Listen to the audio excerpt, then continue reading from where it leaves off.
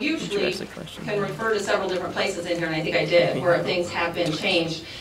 We look at these process when we come in. We don't save up all of these findings until just now and do some kind of gotcha. I mean, we are working with the school as we find things that should be done a different way all along. And most of the time, when we come to this point, things are fixed or are on the right track. And you'll see that in the responses to the audit as well. So that's why I point out things like, well, we found closed minutes weren't being kept, and we said, well, you're supposed to keep them. All right, they're keeping them. So we still point them out because these are issues that we found during the audit, but I agree with you, and thank you for pointing that out. That is true. So many of the things that we've already talked about in here are no longer problems, and so we feel like it's a good thing. Do you think there was any case that was found within the audit that would have justified any form of misfeasance or malfeasance? You know, for one thing, we don't look for that. I mean, we find it. What we do try to do is we look at areas that you might be at risk for fraud. So the instance that we talk about with the bookstore person, obviously that had already occurred before we came here. So when we pointed out all the cash collection issues, where we say, you know, one person has taken in all the money, there's no receipts, there's no pre-numbered tickets, things like that. I mean, we're not going to dig deep and say, could $100 have disappeared here and there? Because I don't know, and I don't know how we would know. So what we do is we approach it by saying, is there a risk something could happen? And usually when we're testing the internal controls, if there is theft, we will find it. Not saying that we always do, but that is not our primary goal. Our primary goal is to identify areas that are at risk, have you fix them so that we're not sitting here talking about fraud later.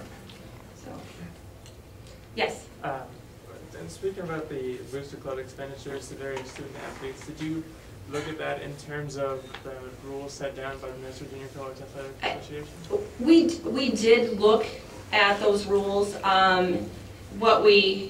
But as to whether these constitute violations, that's not something that we look at. We look at it in a group like this that is supposed to be set out to benefit a department, and if there are individual expenditures, that's a problem. And so we're looking at it from that perspective. I wouldn't pass any kind of judgment as to whether those were issues for the Athletic Association. Yes? You mentioned the audit was random, that you come to this randomly. It's not really random. I mean, it's part of the higher schedule. Yes, it was on our audit plan. So did you receive any correspondence from people in the district requesting you maybe move this up or push it back? I received correspondence from every school all the time. Do you say that? Yeah, probably. I mean, so we filed a sunshine law request. Could we get the ones that if we had some?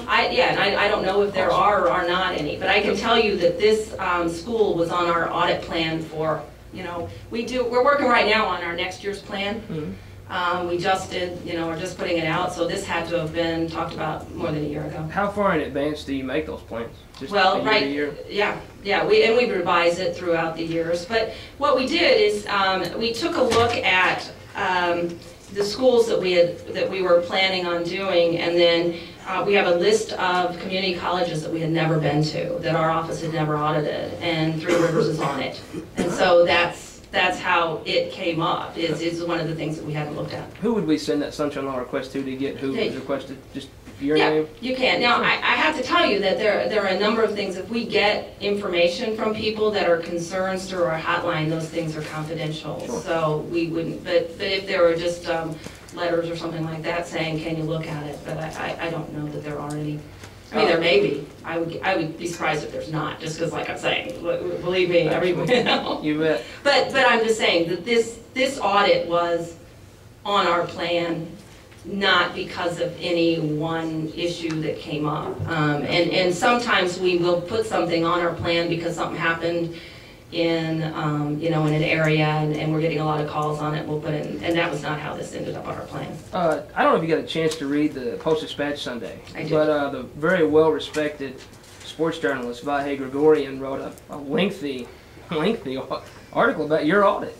And did you get a chance to read that? I have, and that was why I said at the beginning I was a little, you know, disappointed that there was an article written prior to the public having access to the audit report, and that of course did not come out of our audit. Did he contact you? They did contact us, and we made no comment because we cannot comment on anything that we haven't released to the public. In his story, he mentioned that the NJCAA had requested this audit be sent to them. Did you receive that request, and have you sent it to them? No, we haven't sent it to anyone. This is our first public delivery. If they request that from us, you know, we will send it to them. It's on our website right now. Anybody can get it right now. So Absolutely. So it's available to anyone who wants it. But Susan, as far as I know, the NJCAA has not they haven't contacted us. contacted our office at all about this audit. I think any communications they've had have been between them and the college. In the story here, it says that Coach Best comments that the audit could possibly be politically motivated. Was your audit in any way politically motivated? Would you agree with that comment, or would you disagree? No, I would strongly disagree. Like I'm saying, I have no idea if there were or were not any issues related to anything. So no trustee or former trustee could influence your audit or its findings? No. Interesting. In the 2007 audit you mentioned, they mentioned somebody else should be over the booster club. Right. Who's over the booster club now? The athletic director. Okay. And here's what we say. The other audits that you're referring to are I believe, the independent certified public accounting firm that comes in and does the financial audit on a yearly basis. Our audit is a different type of audit. Clearly, we come in and we look at policies, procedures, controls, things like that. We're not doing a financial statement audit. So I believe the references to that, you know, those are from the independent CPA firm. And certainly those audits were because they have one every year. I don't know anything prior to '07 that was said. All I know is that we come in to an entity like this and we would always make that same recommendation. So in our audit, we point out that you know, those are the types of things that we as CPAs look for. Do you have independent people over your, you know, governing bodies? And so the fact that they mentioned it and that we're just agreeing with them.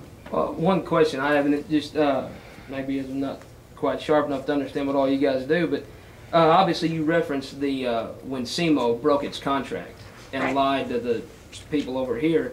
At the time, there was really only course you had was somebody that breaks their contract was a sue them, right? Exactly, and that's my point. Yeah. So, you know, we took a look at this and we didn't find, you know, we don't say that there was any issues with whether or not the lawsuit should have been filed or anything like that. All we're doing, we're pointing out what happened there, and we're saying that can't happen again in the future because the laws have changed now. Well, And higher ed would come in and do arbitration, and there wouldn't be that type of a dispute between two or higher education institutions. well, as just a local small business newspaper publisher, I know about wrangling with big prickly businesses from Yeah. Cape, and I can tell you, what if the arbitration doesn't work? Do they still have the option to sue if they've been aggrieved? They will not have the option to sue. It is binding, you know, it's binding on behalf of, because they're all a part of the same organization, the Department of Higher Education. And so entities that are a part of just, you know, the Department of Higher Education have to work something out, or there's an arbitration and they say, we work it out and there's the answer. Thank you.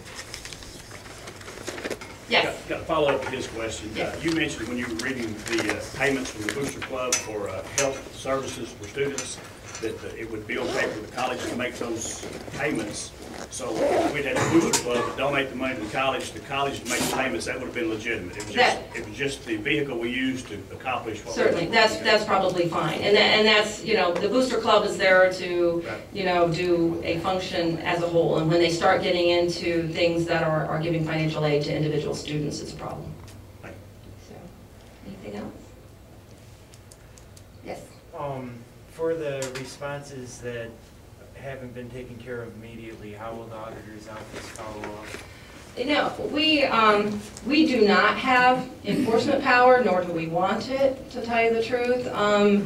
Generally, it's, you know, a little bit of public pressure, knowing that, you know, just what we were talking about, usually our recommendations are something that everybody would benefit by implementing. I mean, we're not coming in and saying, you know, reinvent the wheel. We're saying tighten up your controls, do things better, and generally the board is very responsive to that. And so, you know, we don't have a lot of problems like that. If there are, you know, a major disagreement every now and then, we have an audit that has, you major policy disagreement on something, but this isn't that type of an issue. This is a matter of a lot of small things that need to be dealt with just a little cleaner. Are they pretty routine among other community colleges that you have audited? Yeah, you know, government in general, these are the types of findings we have for government in general, you know. So there wasn't any real major issue here. Thank you. All right? How much did you speak with the athletic director about the Booster Club expenditures? You know, we generally come in and we talk about documentation issues, things like that. That isn't that isn't something that we sit down and do a lot of discussion over. So, I mean, I don't know. Was there any talk about justification for the expenses? Well, it isn't a question of whether those expenses are justified. We're saying they can't be made in the way that they're being made. So I'm not questioning whether those would be necessary expenses in a different setting, but they're not in this setting. So, anything else? All right, thank you very much.